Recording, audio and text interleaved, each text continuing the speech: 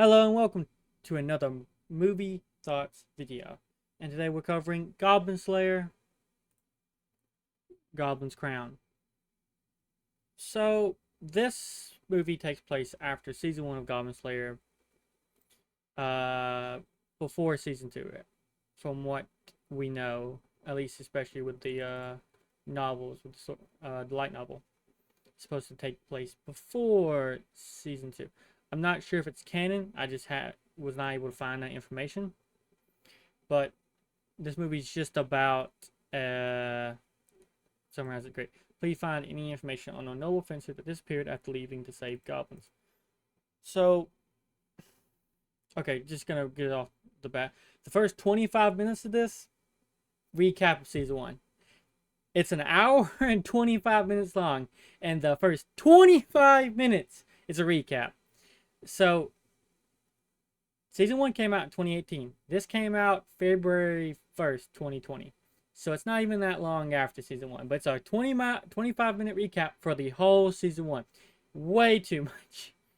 Didn't even need a recap to begin with. But that was just bad.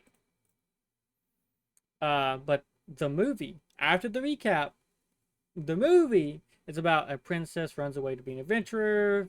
She has a party. And she goes to kill these goblins. Well, her and her party aren't good at it. Her party dies.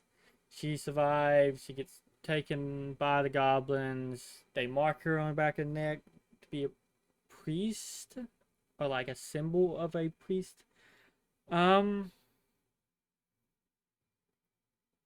They Our main characters now get introduced by the first thing is they're saving a village from goblins because they had a request come through to, like, for the Goblin Slayer specifically, like, hey, can you go find this princess because she's royal blood, and they want her to be found. Yeah. And only person, and who's the best Goblin Slayer? Goblin Slayer. I don't know if we even have his name. Every character always says he's Goblin Slayer, but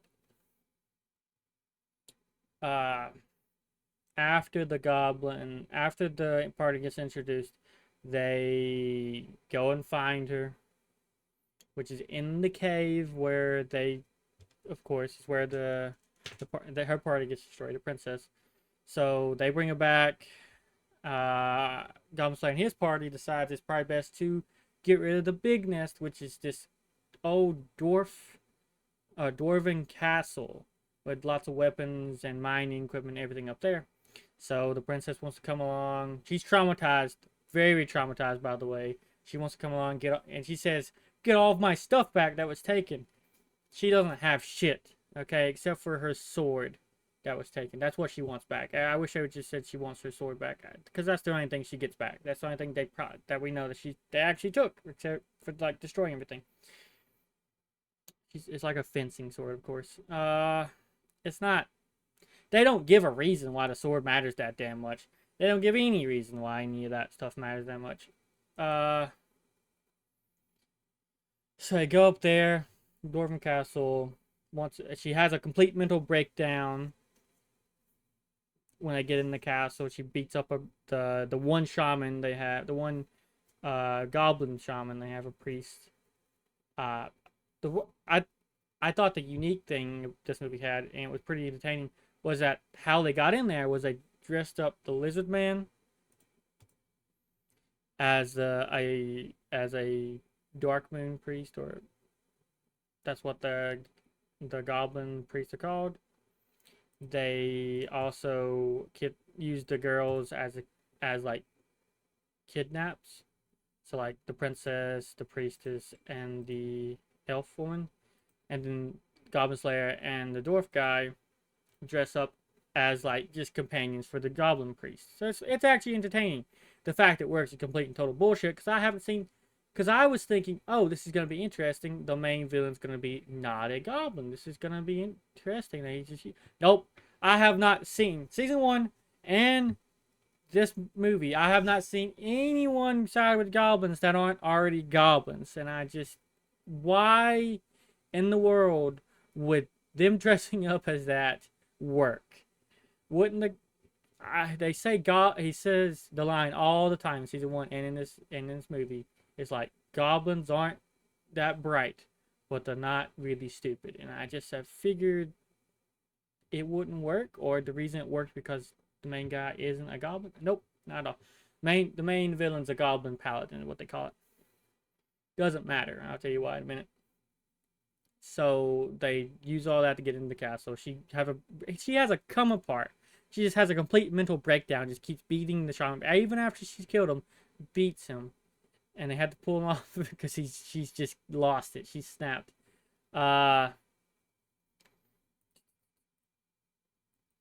So they go and scout out the castle. They save some people they have trapped. So they realize it's a goblin paladin leading them. She has a mental breakdown out there outside because they're looking down from walls around the castle, and they're on top. She starts screaming because she's lost her. She's just experiencing like pain from the symbol, I guess. Because apparently they're having a ceremony out here, but guess what? They need the shaman that she killed to do this. And nope. She starts screaming out. The goblins figure out someone's there, and they chase them. Goblin Slayer said, "I figured this would happen." He has a plan. So Goblin Slayer, the priestess, and the princess go and lure the goblins away, while the lizard man, dwarf, and elf go and rescue the prisoners, and I think they get weapons, and it's like sabotage the castle more. So that's interesting. They run down this mountain after tearing up the castle some to lure them with an avalanche that they're going to cause. As they get down the mountain, the goblin paladin finally confronts them, and he has a little fight with the Goblin Slayer himself. And by say little fight, I mean like literally. We've seen like a couple tussles of like very quick like interaction with the Goblin Paladin from a Goblin Slayer, but it becomes a less than a 2-minute fight. It feels like, because all that happens is that the fencing blade is unique. Well, it's unusual to everything else we've seen in the show because it just goes through the shield and then goes through other weapons. We've seen that in one tussle where he breaks Goblin Slayer's weapon, and then they had to run away. But this time, he holds up his shield. The Goblin Paladin stabs through the shield, but is not able to pull it back out. So Goblin Slayer just kills him. Fancy. That's it. He made sure he couldn't use his weapon, and he kills him. It's very anticlimactic. I expected a bigger fight, some more spells, something. I mean, but it's not that way. It's very, very Goblin Slayer-esque, I guess. So after that, the priestess can use thunder magic, and so she calls out this big like thunder shock to kill all the small goblins, which causes an avalanche. The priestess uses shield to block everyone but the Goblin Slayer because he's over there fighting him. He gets caught in an avalanche, which doesn't matter. He pops out with the sword and the sheath and gives it to the princess, and that's mainly the end. After, we do see a little skip ahead where they're having dinner. It's New Year's apparently. It's in the winter, by the way. It's all winter. So we see the Goblin Slayer party is celebrating, except for the princess and the two girls from season one, like the guild worker, his childhood friend, stuff like that. But that he's not celebrating because he's overlooking the valley because he says goblins attack during New Year's, because whatever. And the priestess comes up to talk to him, feed him. The only interesting line is that he's something like he's been doing this for 10 years, but this is the first time he talks about how this is the first time he's seen the goblins try to use metal refining to improve their weapons, because that's what the Goblin Paladin was doing, he said. So that's interesting. So they are evolving, and he points that out. It's fine. That is the whole movie though. The recap, that story. It takes place after season one. It's lackluster. The fights aren't great, which is what Goblin Slayer usually excels at. It's not great dialogue. Actually, it's probably worse than the season. It's terrible. I think the movie is just trying to recapture that magic that season one had, and it's not doing a good job. It just can't do that. He's just missing out on this. It's right there. It's almost good, but it's just like the dialogue's not there. The action scenes are not there. It just all feels rushed, like they're just trying to get more Goblin Slayer out, and it's just not working. Most of the characters are one note. Like no one really does any development here. Like even the princess is very boring. She does flashbacks multiple times, and it's just she's not endearing enough. She's not doing anything great. Like one of the scenes is like, why'd you give her the torch to hold? The priestess says, well, so she feels like she's doing something. And I felt that way within the whole movie. I wish she'd feel like she's doing something, because she's done nothing but be a nuisance. I don't. And they don't never give her motivations why she's doing any of this stuff. It doesn't say anything. But at the end, when they are after the avalanche, she talks about, oh, this is an adventure. And it wants to allude that she's just wanting to go on an adventure, and it's weird. I don't get it. They didn't write shit worth a damn for her. She's not she's cool because she has lightning magic, and she has like she's able to like use the fencing. But other than that, it's just meh. She's kind of more of a nuisance than anything else, and she's not done anything worth a damn. She actually just has very little dialogue. It's mainly just the same things repeated. It's Goblin Slayer is the same as he is. That's Goblin Slayer's always Goblin Slayer. They do a good job of that. The elf talks multiple times about wanting friends, so that's nothing else. The priestess is just a friendly person, nice to the village, nice to the princess. Dwarf is probably the most in-depth character. He's not one note, but he just doesn't do anything. He carries weapons for Goblin Slayer.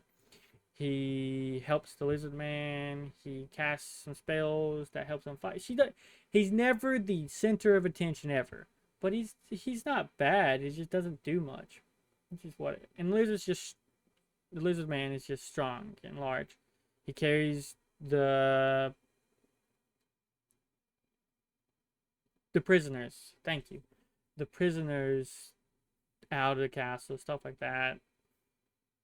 It's the whole movie felt rushed, especially with the combination of the 25-minute recap and the movie, the rest of it just feeling rushed and like not in depth enough, kind of makes it just like, why did you even? If you would have cut out the recap and just wrote the story to be a little bit longer and a little bit better development, it would have been better. You shouldn't. I don't think anything should have that much of a recap. If you really want to know the story of something, and you don't think your audience is going to know it, it's probably because something's wrong with the writing of the first part. And at some point, you should just admit, like, hey, let's write it so they don't have to know it, or let's write it so it doesn't matter. Because you didn't have to, like, reintroduce people. You didn't have to, like, go through, have the big moment where he reveals his face at the end of season one. You didn't have to recap all that. There's no need for that. It doesn't matter. Okay, just make sure we know Goblin Slayer slays goblins, priestess, and yada yada. We can figure stuff out as it happens in the movie. Don't do a 25-minute recap ever. That's a third of your movie length. Let's cut it out. Let's cut it out, okay? Because I forget what the actual like credits, how long they go for, but the movie comes out to be probably about an hour long, less than an hour long, without the recap. It's meh.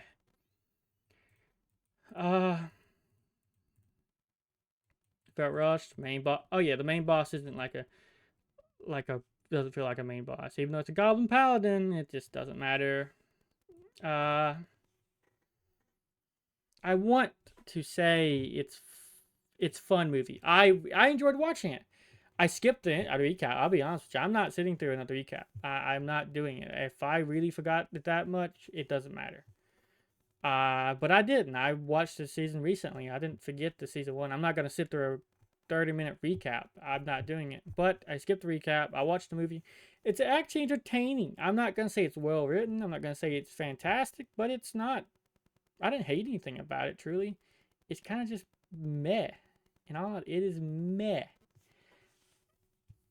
I it's felt rushed a lot, and that's probably the big issue. Nothing had its moment to shine. Nothing just pulls you into it.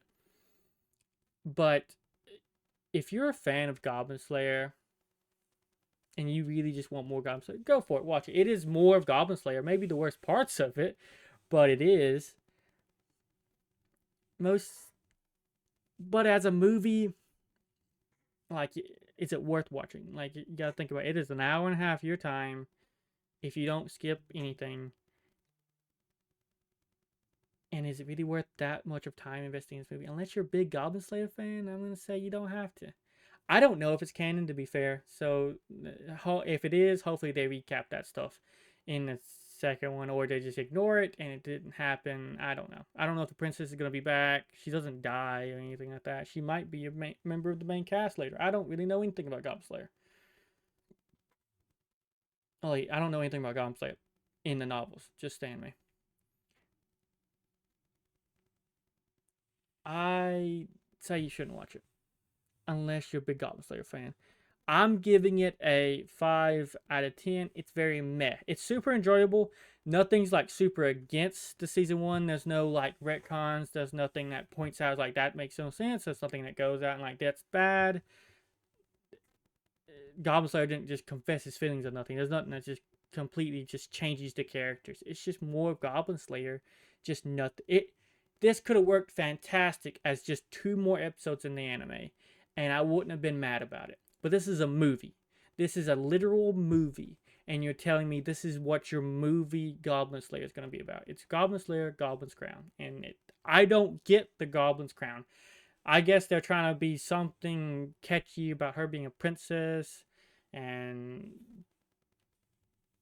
I don't get this cover while the priestess is forefront just because it's the priestess. I guess I'd say pass the movie unless you're a big Goblin Slayer fan.